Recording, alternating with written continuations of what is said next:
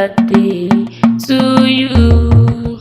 Happy birthday, happy birthday, happy birthday to you.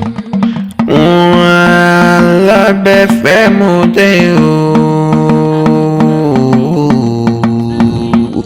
mo tún ti ń dé sí gbàgede tó ní orí mi àfìrè.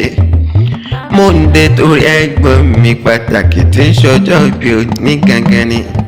Apalowo Fatai Alani ọmọládé púpọ̀ tí ń ṣọjọ́ bí òní ló gbé ń débi. Alani o mo gbé ọ dákun máa ń gbọ́ dídùn ẹnu mi gangan. Alábẹ́fẹ́ ní orí rẹ̀ wọ́n orí rẹ̀ níbi.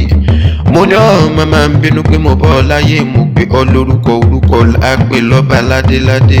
Alálà ní tí ń ṣọjọ́ bí òní gangan o ní fọdún èyí ṣàṣemọ ìrankúnnugún ìkúléwé o ní bọ́jọ́ lọ́jọ́ lọ. Alani o mo gbé ọ dákun máa ń gbọ́ dídùn ẹnu mi gangan. Mo lé mímọ̀lé rẹ̀ mo mọ̀ bí agbébí ọlọ́mọ gangan ìmímọ̀lé olómù lápẹ̀rán ọmọ lọ́rọ̀ alágbogbo dé àsìgbà tí ń bẹ lọ́nà tó mú.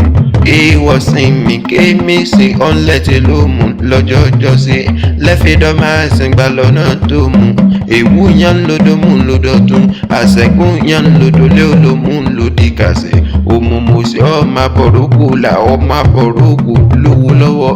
Nádèrò rẹ̀ Alani Apalowo ọmọ wọn nílé olómù lápẹ̀rán ọmọ lọ́rọ̀ alágbogbo dé àsìgbà tí ń bẹ lọ́nà tó mú. Ìwọ lọmọ olómùmùsí òmùmùsí bẹ́ẹ̀ ni wọ́n ìgbowó wọ́n ìgbọ́fẹ́ wọn pé owó ńláńlá aṣọ ńláńlá ni bàbá yín fi ń fẹ́ ni.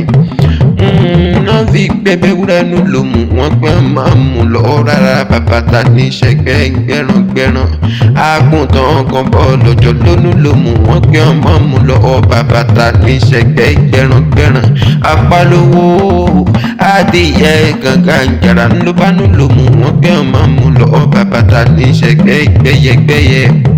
Alani àmọ́ wa jọmọ bẹ̀rẹ̀ nǹkan rọgbọdọ̀ tó pupa ọdún rí bí olúwa ṣe nàbí lódodo ló rẹwà láwùjọ ni ló bá nú nílé olómùmùsí wọn gbẹ mẹrẹ lẹsẹ wàràrà ẹlẹsìn ẹran wálé bàbá tó bí ọlọmọ ilé yín lọmọ ń gbèsè eré òkè òmùmùsí ọmọ àgbéwò. Alani o mo gbọ́ ọ̀dàkùn máa ń gbọ́ dídùn ẹnu mi kọ́ ń bá wọn pẹ́ bí ewé apẹ́ kọ́ ń dára lẹ́wà bí ọ̀ṣun ajímọ́ kóńgò bí ewé rìn kí gbogbo wọn parapọ̀ bọ́ pẹ̀lú àgbàdókè. Owó ìwọ̀n nílé ajé owó níwọ̀n iyọ̀ ìwọ̀n nílé ológun ayọ̀ rẹ̀ ò ní di ìbàjẹ́ èsàn kèsàn ní kọ́lọ́mbà mímọ́ yà ọ́ ní wèrè. Happy birthday to you. Alani, I wish you long life and prosperity yo.